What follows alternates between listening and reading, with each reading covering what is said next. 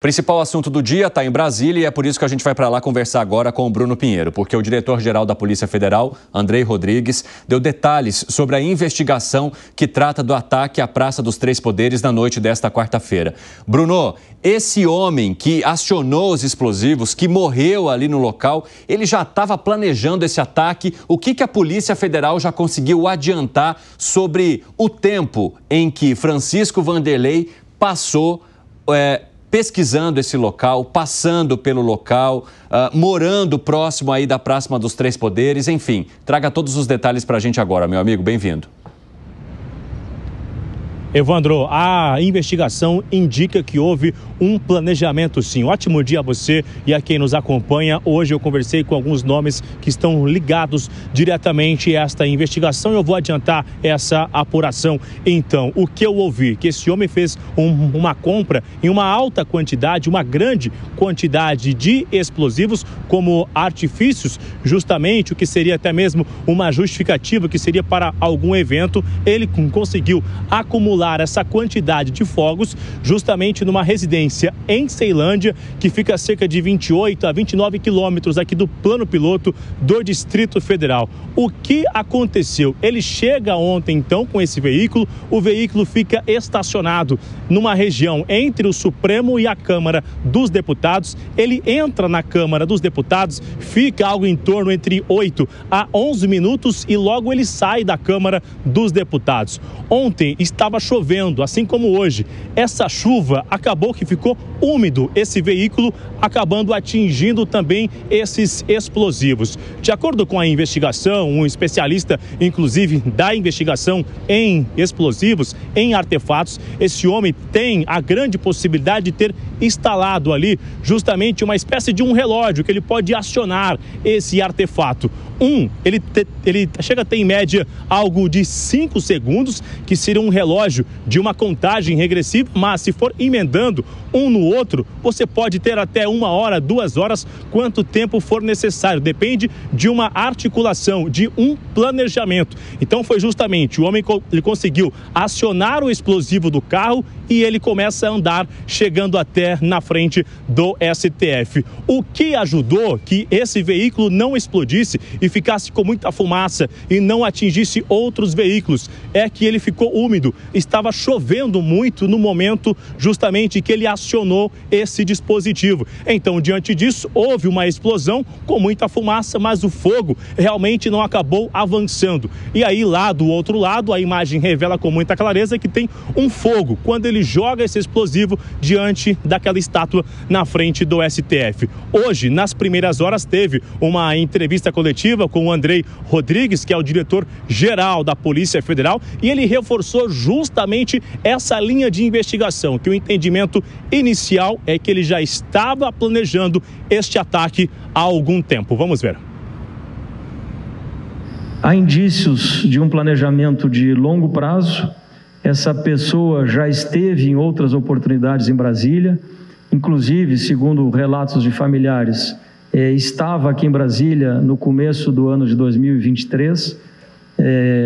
Ainda é cedo dizer se houve participação direta ou não nos atos de 8 de janeiro, isso a investigação apontará, mas essa pessoa estava aqui no começo do ano e hoje na residência na Ceilândia há uma mensagem escrita nas paredes, enfim, no espelho da residência, fazendo menção a um ato de pichação que foi feito no 8 de janeiro na Estátua da Justiça.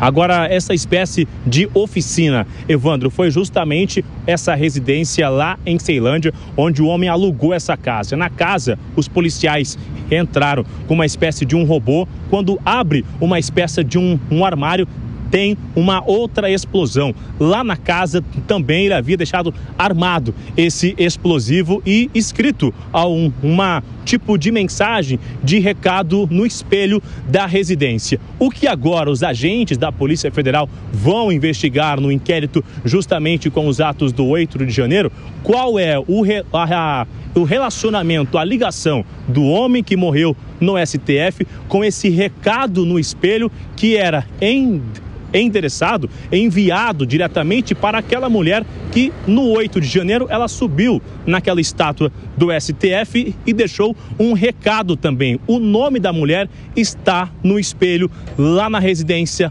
onde os agentes da Polícia Federal estiveram durante essas últimas horas. Então, para tentar entender como foi o contrato de aluguel, por quanto tempo ele iria ficar na casa, de que forma que ele alugou essa residência, e uma outra informação que eu conversei com uma fonte, que lá na Câmara dos Deputados ele conversou com alguns assessores alegando que ele havia alugado esta casa lá em Ceilândia. Então, ele esteve na Câmara dos Deputados hora antes do ataque acontecer na frente do Supremo Tribunal Federal. Evandro. Obrigado pelas informações, Bruno Pinheiro. Se você tiver novidades aí sobre falas da Polícia Federal, chame a gente aqui. Eu quero avançar um pouquinho e trazer outras camadas dessa história para você compreender todos esses fatos e depois a gente poder analisar e trazer justamente a opinião crítica sobre isso. Os ministros do Supremo Tribunal Federal falaram sobre as explosões ali na Praça dos Três Poderes e por isso eu vou conversar agora com a Janaína Camelo, porque o ministro Alexandre de Moraes, ele fala em discurso de ódio como um motivo para este ataque. E tudo indica, né, que ele também deva entrar no inquérito que tem o ministro como relator, né, Janaína? Bem-vinda. Exatamente. Evandro, o ministro Alexandre de Moraes, ele disse que esse fato, no entendimento dele, o que aconteceu ontem, não foi um fato isolado, mas foi uma consequência de discursos de ódio contra instituições democráticas que vem acontecendo nos últimos anos. O ministro, ele fez essa declaração no discurso dele, que já estava prevista uma presença dele no evento aqui em Brasília, no Ministério Público, para falar sobre o Tribunal do Júri. Ele aproveitou para falar sobre esse assunto. E aí ele citou como inicial desse movimento antidemocrático o chamado Gabinete do Ódio, do ex-presidente Jair Bolsonaro, que, segundo investigações, era utilizado ali uma estrutura do governo para disseminar notícias falsas, discursos de ódio contra, por exemplo, o judiciário. E aí o ministro disse também nessa declaração que não existe uma pacificação com anistia a criminosos. A gente vai ouvir agora o que ele disse. Queira Deus que seja um ato isolado, esse ato.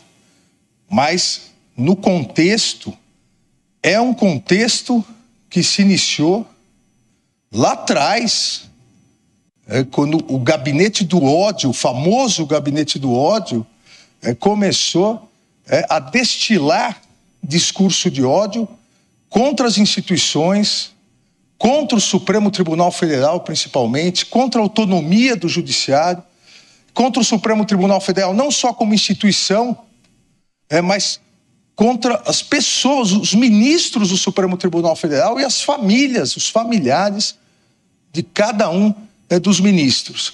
Isso foi se avolumando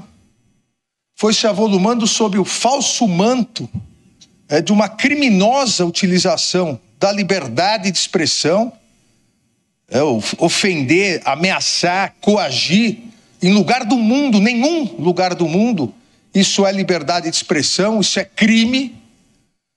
Isso foi se agigantando e isso resultou, a partir da tentativa de descrédito das instituições, isso resultou no 8 de janeiro. Pois é, Evandro. E aí, como você disse, na verdade, o ministro ele já foi escolhido aí, o relator dessa ação que vai investigar esse caso, porque ele é o relator do inquérito dos atos antidemocráticos e então o presidente do STF, o ministro Luiz Roberto Barroso, ele entendeu que por ele ser o relator, né, esse caso tem ligação de fato com os atos antidemocráticos, então ele escolheu, não foi aí um sorteio, né? Às vezes acontece assim por prevenção, que é o termo que se chama aqui no STF, quando não há sorteio do relator, mas sim escolhido ali pelo presidente Barroso. O presidente Barroso ele entendeu isso, que as informações escolhidas até o momento pela Polícia Federal apontam que esses fatos aí, que estão diretamente relacionados a outras investigações já em curso aqui no Supremo, de relatoria do ministro Alexandre de Moraes. Evandro, quem falou também mais cedo sobre esse assunto foi a ministra Carmen Lúcia, presidente do Tribunal Superior Eleitoral. Ela falou isso na sessão, no plenário do TSE, que aconteceu hoje, bem no início da sessão. Ela disse que, infelizmente, o país dormiu preocupado. A gente vai ouvir o que ela disse. O Brasil foi dormir preocupado. Nós, cidadãs e cidadãos brasileiros, acordamos ocupados em manter as nossas funções para garantia de continuidade estável, segura e contínua das instituições democráticas. A nós, servidoras, especialmente da Justiça Constitucional e Eleitoral, compete dar continuidade às nossas funções para a preservação da necessária democracia brasileira, que não se abala diante de qualquer ato que possa eventualmente atentar ou buscar atentar contra pessoas, instituições ou funções democráticas. Pois é, a presidente do TSE afirmando aí que esse ato não pode comprometer a democracia brasileira. Outro ministro que também falou hoje foi o ministro Flávio Dino, no evento que está participando em Voz do Iguaçu. Ele disse, abre aspas, o ataque não é ao edifício do STF, o ataque é contra a legalidade, contra a Constituição, fecha aspas. Inclusive, o ministro Flávio Dino foi o primeiro ministro a se manifestar sobre o que aconteceu. Ontem mesmo ele publicou uma foto nas redes sociais, no Instagram, com uma foto da fachada aqui da frente do STF com a estátua da Justiça, né, onde esse homem tentou ali, jogou uma bomba, jogou um pano ali, enfim. Escreveu a seguinte frase, dizendo que a justiça segue serena e segue firme. Evandro, eu estou aqui na marquise do STF, mas o STF em volta aqui, ele está todo isolado. Ele foi colocado, os seguranças colocaram novamente aquele cercado em volta de todo o STF, em volta de toda a Praça dos Três Poderes. Essa cerca, ela tinha sido retirada, porque ficou meses aqui depois do 8 de janeiro, meses atrás agora, algumas semanas atrás, até foi feito um evento, né, simbólico para retirar esse cercado aqui em volta do STF. Infelizmente, ele foi colocado novamente. A sessão no plenário do STF hoje continua, está acontecendo normalmente, inclusive os ministros estão julgando os recursos do ex-presidente Fernando Collor. Quem esteve aqui agora, ainda não saiu aqui, da verdade, do STF, foi a vice-governadora aqui do DF, Celina Leão. Ela chegou faz mais ou menos uns 40 minutos para conversar com o presidente, o ministro Luiz Roberto Barroso. E assim que ela sair, a gente vai pegar mais informações e trazer aqui para vocês. Evandro. Janaína, só para a gente quebrar um pouquinho o protocolo, eu acho que você estava no local no momento das explosões, né? Porque a Janaína se comunicou imediatamente com a gente no grupo que nós temos aqui na Jovem Pan e foi trazendo as primeiras informações. Eu só queria que você contasse, Jana, como é que foi esse momento de dúvida sobre o que estava acontecendo, apreensão, preocupação. Traz um pouquinho desse bastidor aí para a gente, por favor. Sim. Foi um baita susto, né? A gente ouviu bem forte ali, 2 explosões, uma seguida da outra. E a princípio a gente até achou que fosse um raio, porque estava começando a chover.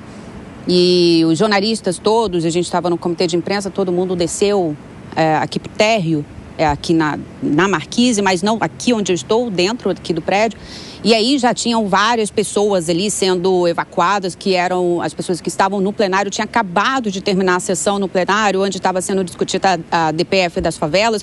E tinha muita gente, muitos advogados, porque essa sessão ela durou a tarde inteira. Ela foi terminar bem depois da hora prevista, né? Foi terminar às 7h30, um pouquinho antes das 7h30. Foi logo depois do fim dessa sessão. Então, tinha muita gente e a segurança precisou retirar essas pessoas. Elas precisaram sair aqui do prédio pelos anexos. E daqui a gente pôde ver, infelizmente, um corpo estendido ali no chão, os carros de polícia, viaturas de bombeiros chegando. E aí começou a cair uma forte chuva. Depois, a segurança aqui do STF evacuou o prédio totalmente. Pediu para todo mundo se retirar. E foi um susto, foi um baita susto. Infelizmente, né, Evandro? A gente presenciou isso. Sim, Janaína, obrigado pelas informações.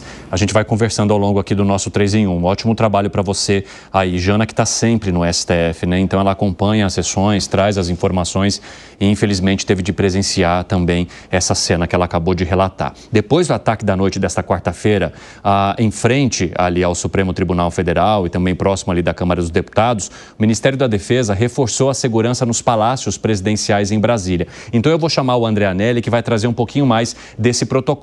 Anelli, agora há pouco a Janaína mostrou as grades que foram retomadas, né? Houve uma grande cerimônia para a retirada dessas grades há algum tempo, quando entenderam que havia novamente uma pacificação na Praça dos Três Poderes. Infelizmente, retrocedemos em relação a isso, porque há novamente esse local completamente fechado, um local que deveria ser de acesso de qualquer pessoa que quisesse passar por ali, e há também agora um reforço na segurança dos prédios das presidências. Conta essa história aí, bem-vindo.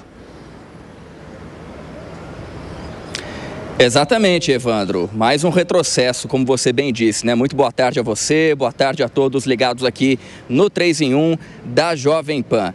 De fato, a Presidência da República teve toda a sua segurança reforçada nos prédios que acabam servindo para recepcionar, para receber, para abrigar o Presidente da República e também alguns dos seus ministros, aqueles ministros conhecidos como palacianos, que ficam sediados aqui mesmo no Palácio do Planalto, onde nós estamos. Segurança reforçada do Gabinete de Segurança Institucional, o GSI, e também do Exército. Aqui a gente fala direto do Palácio do Planalto e nas imagens do repórter cinematográfico Ismael Hertel, a gente vai mostrar agora, logo ali no canto, a presença já um pouco maior, um pouco acima do que é o comum em relação ao Exército. A gente pode observar daqui pelo menos 5 militares ali do Exército, mais um do Gabinete de Segurança Institucional, que está se dirigindo agora ali à portaria.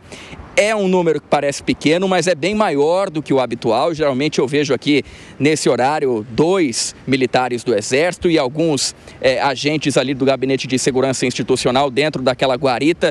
Então já é realmente um efetivo acima da média. E como você destacou, né, Evandro, agora há pouco, houve também a colocação das grades de proteção, de restrição de circulação de pessoas ali na Praça dos Três Poderes. Essas grades, de fato, haviam sido tiradas dias atrás. Houve sim uma cerimônia para simbolizar realmente a pacificação aqui da Praça dos Três Poderes, mas infelizmente hoje pela manhã essas grades reapareceram aqui, de certa forma sujando aquela imagem que havia sido projetada por Lúcio Costa, que foi quem projetou Brasília, e também Oscar Niemeyer, o arquiteto responsável pelos principais prédios aqui da capital federal.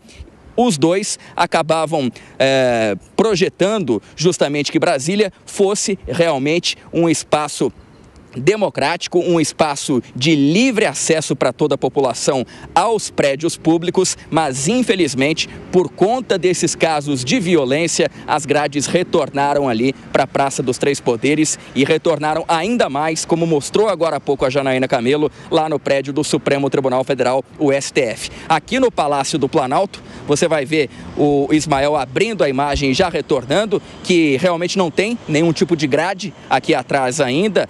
O acesso continua liberado, mas a gente destaca, né, Evandro, que esse problema de livre acesso que acaba sendo impossibilitado aqui na capital federal, ele não é recente. Para a gente ter uma ideia, essa espécie de piscina, esse fosso que está aqui atrás de mim, na verdade não estava previsto no projeto original do Palácio do Planalto. Esse fosso aqui, essa piscina, ela foi construída no final dos anos 80, no início dos anos 90, quando, depois de um incidente que envolveu um caminhão, um homem acabou invadindo aqui o Palácio do Planalto, provocando uma grande quebradeira e assim acabou expondo as pessoas que estavam aqui na sede do Executivo a um grande perigo. Logo depois, então, o próprio Oscar Niemeyer é que acabou projetando, a pedido da Presidência da República, do governo do Distrito Federal na época, todo esse espaço aqui que impede, então, por exemplo, se alguém quiser vir de carro, de qualquer tipo de